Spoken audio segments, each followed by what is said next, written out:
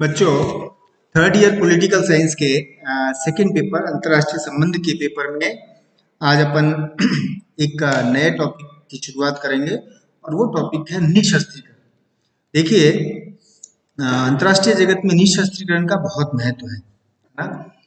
क्योंकि 20वीं शताब्दी जो है वो बहुत दुखद रहा इस हिसाब से कि इस शताब्दी में अनेक युद्धों के साथ साथ दो महायुद्ध भी हो गए और 20 वर्ष के अंतराल में दोनों महायुद्ध हो गए और इन महायुद्धों में बड़े स्केल पर, बड़े पैमाने पर जनधन की हानि हुई, हथियारों का पूरा उपयोग हुआ, नए विध्वंसक हथियारों का आविष्कार हुआ और यहाँ तक कि अंत में द्वितीय विश्व युद्ध के समापन होते होते परमाणु अस्त्र का आविष्कार भी हो गया और परमाणु अस्त्र का उपयोग भी हो गया।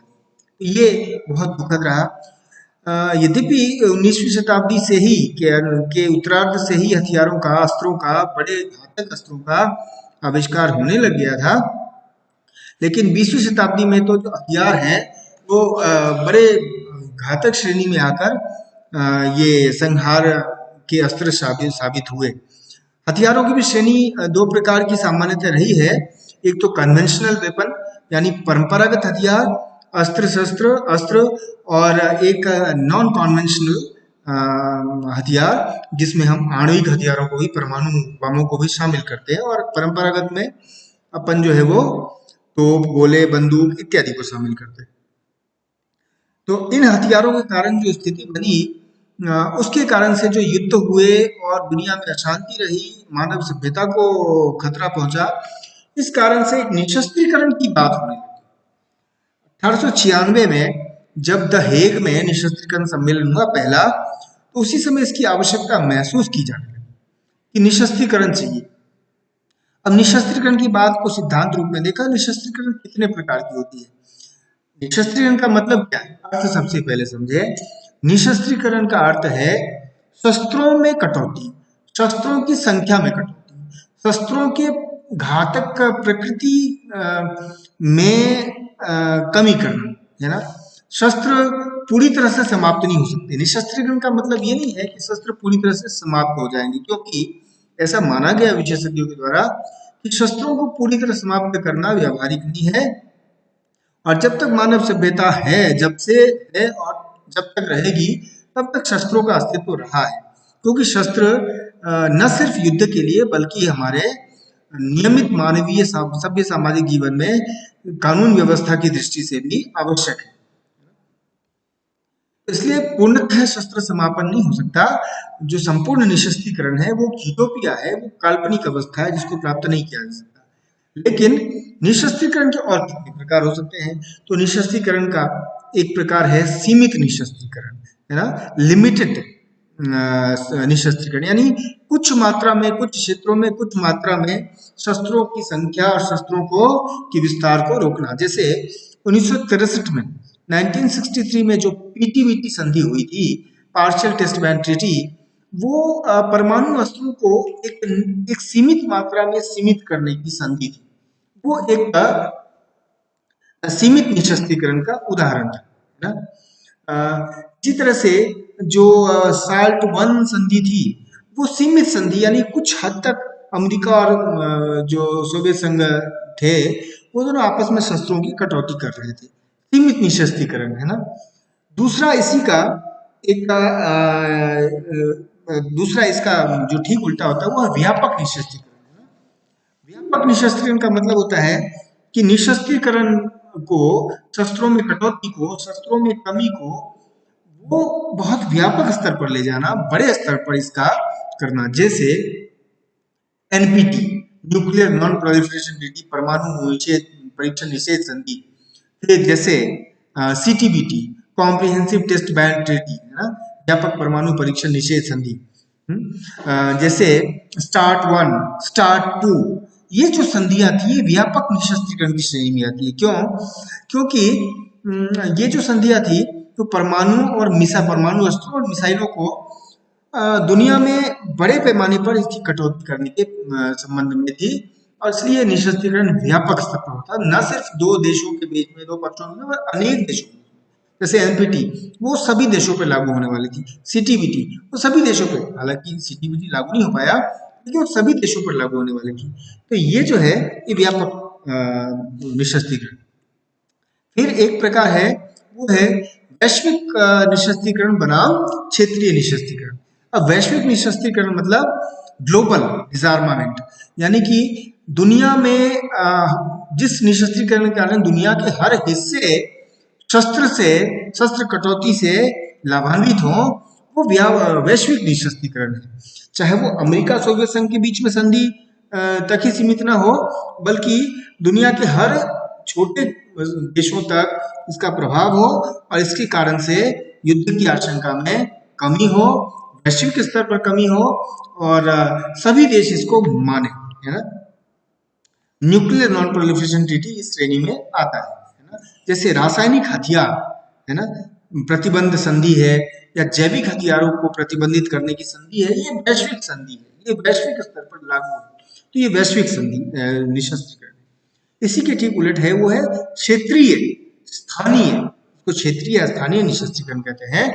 जब आपस में दो देश संधि करते हैं, निशस्त्रीकरण के लिए सहमत होते हैं, या फिर एक क्षेत्र विशेष में स्थानीय स्तर पर कुछ देश सहमत होते हैं निशस्त्रीकरण के लिए, तो उनको क्षेत्रीय स्थानीय निशस्त्रीकरण कहते हैं। जैसे यूरोप में कई बार यूरोप में जैसे 1932 में जो निशस्त्रीकरण सम्मेलन हुआ, यूरोपीय सुरक्षा सम्मेलन जिसको कहते हैं, उसमें यूरोपीय देश सहमत हुए शस्त्र निशस्त्रीकरण के लिए।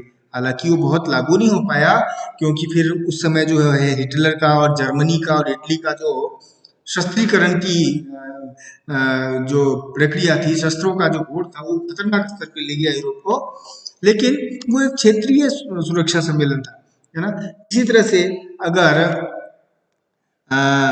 आसियान के देश आपस में सहमत होते हैं कि हथियारों में कटौती हो या हथियारों का इस्तेमाल ना हो, तो स्थानीय स्तर पर निशस्त्रीकरण।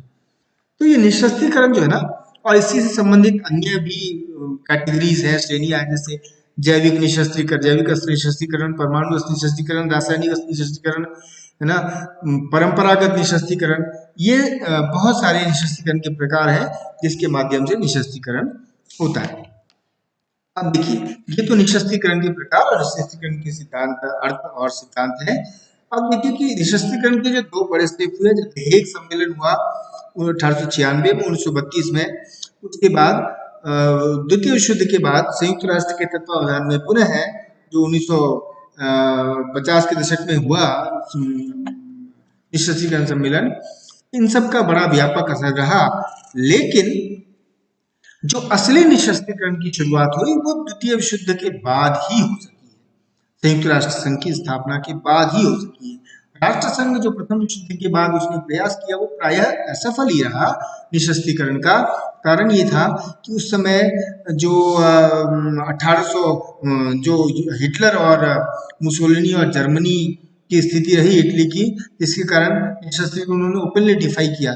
जो म्यूनिक पैक्ट था, म्यूनिक पैक्ट के द्वारा जो तुष्टीकरण की अंतर्राष्ट्रीय नीति थी पश्चिमी देशों की, जर्मनी और इटली के प्रति, उसके कारण से निशस्त्रीकरण भी फेल हुआ।